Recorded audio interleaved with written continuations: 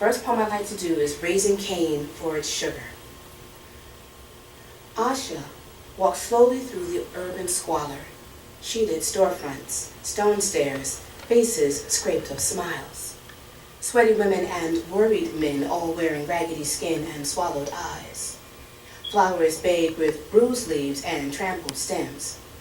On every corner of the dusty trails is a crowded ultrasound clinic. At 15, she knows a female's life is not her own, nor the one in her wound. She wonders what she brings through the clinic's doors, maternal shame or the hope of male child redemption. 1,600 rupees is all the money her 6 relatives could gather, but the risk to know, for all of their sakes, that great.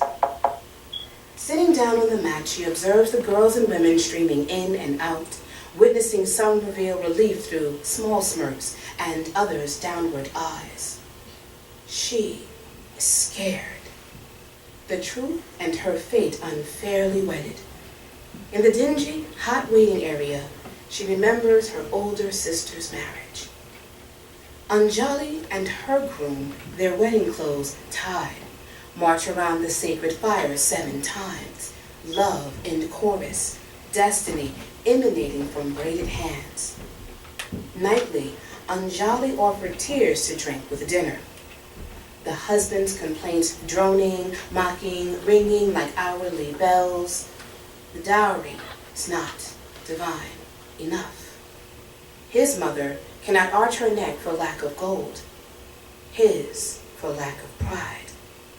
Plagues of complaints echo from his kin, their visits, their chastisement, the threat of looming vultures. They counsel nightly. Her calls home for more payments yield little. Rice fields too few with crops, family still repaying debt from the initial dowry. On this night, Anjali stirs the stew scared because the newborn is her 3rd female. Infant hollers for food.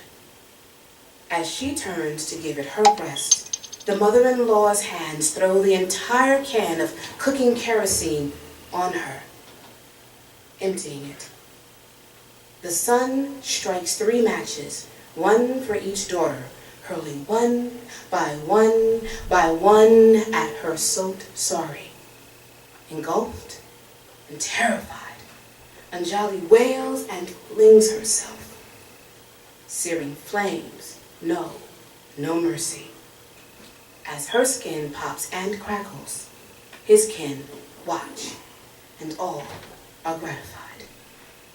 With calm hand, the mother-in-law wipes the small splash of kerosene from her brow. The vultures back away from the pyre, waiting.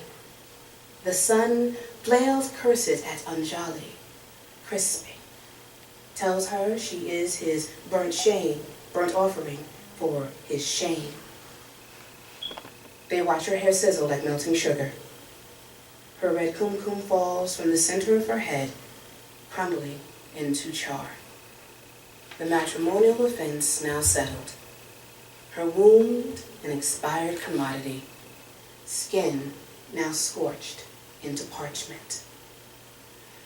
Many in this burn unit live this story.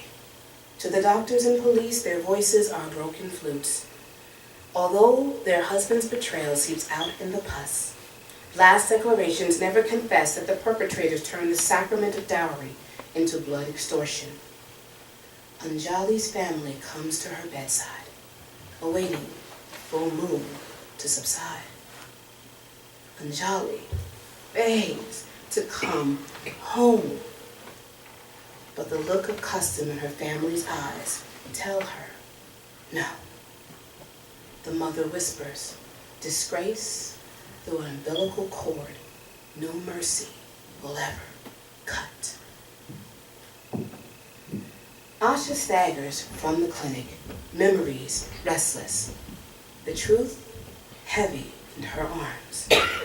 She steps into her spouse's house, and they smile with anticipatory glee.